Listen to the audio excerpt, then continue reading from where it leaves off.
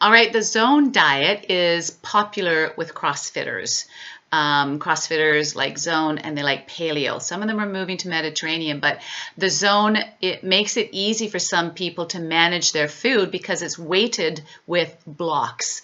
So basically, it looks at balancing proteins, carbs, and fats. Doesn't demonize any food, which I like. And every food has a block system. So basically, it's about controlling hormones. And what I like about the Zone creator is that he talks about food as a drug. And food can either build mental and physical performance or rip it down, which is very, very true. And the whole key is to balance the hormones and to bring homeostasis back into the body.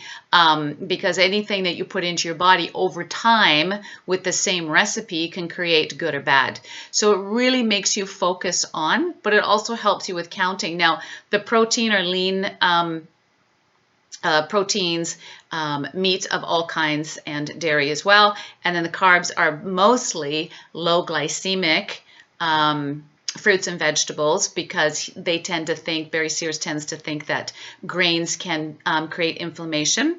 And then fat is one of the more plentiful macronutrients, which of course CrossFitters love putting butter in their coffee, right? So basically you're looking at managing the three different hormones. So there's insulin, which is a fat storage hormone. Now it's been demonized because it does not make you fat. We need insulin to allow fat to be utilized in the proper way, to be released and stored. And insulin is also important for sparing muscle. So it is a benefit, but in the Zone diet, they kind of demonize insulin in that way. So glucagon is another one. It tells the body to release carbs into the blood sugar. And the whole idea is to keep your blood sugar stable, which is a good thing. So glucagon has to be balanced as well. And then, of course, you have the eicosanoids, which control silent inflammation. So basically you have blocks, and this is where I kind of get lost with the Zone diet because I bought the book, I read it, and doing research for this video, I still don't get it. I kind of go, oh, I feel like an accountant in the making here, and it just doesn't work for my personality. And I'm really good with formulas and portions and all that kind of stuff, but this one still evades me. So I'm just going to read this because I don't quite get it. So you have different blocks. So when you're making your menu plan, they have a sheet, and protein is pink, carbs are blue, and fats are green. And so they're in blocks. So a block of protein is worth 7 grams. A block of carbs is worth 9 grams. A block of fat is worth 1.5 grams. You can build a meal with either a 1-block focus, a 2-block focus, or a 3-block focus. So you could have 1 block of protein and carbs and fats, or you could have 2 blocks of protein, which would be 14 grams, and carbs and fats. Or you could beef up the carbs if you wanted 2 blocks of carbs and lesser fats and protein. But I don't understand, if you've got 4 blocks in a meal, then you've got 5 meals. That's 20 blocks right there.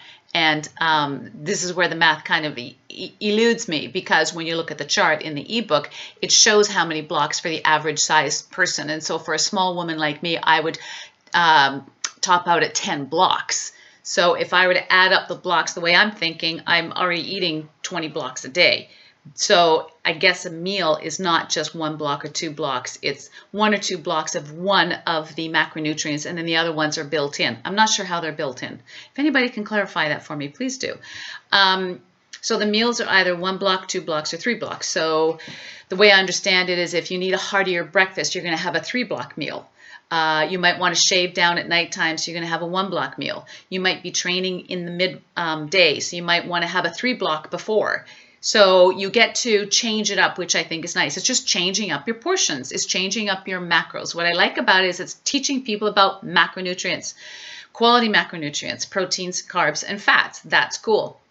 It also focuses on eating at regular intervals. Really, really key. It also looks at eating within an hour of waking up. Really, really key. And it also promotes no long waits between meals, no longer than 4 hours at a time. Really, really key. Those 3 points are all key to maintaining a strong metabolism. I like that.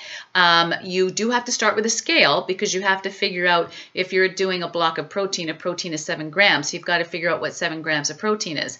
And 7 grams is not the weight on the scale. 7 grams is grams of protein.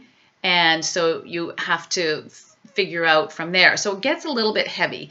I would think that people would get good at it with time.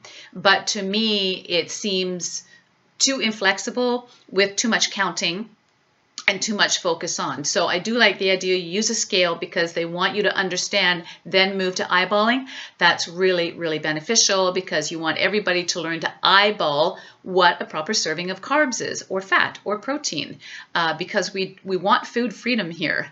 But at the same time, when you're trying to learn different blocks all within one plate, it gets a little bit confusing to me. But I think the premise behind the zone diet is pretty good. I like the idea of balancing hormones. I like the idea of minimizing eicosanoids, which are really key. I do understand the research behind that. It causes silent inflammation. It also causes achiness.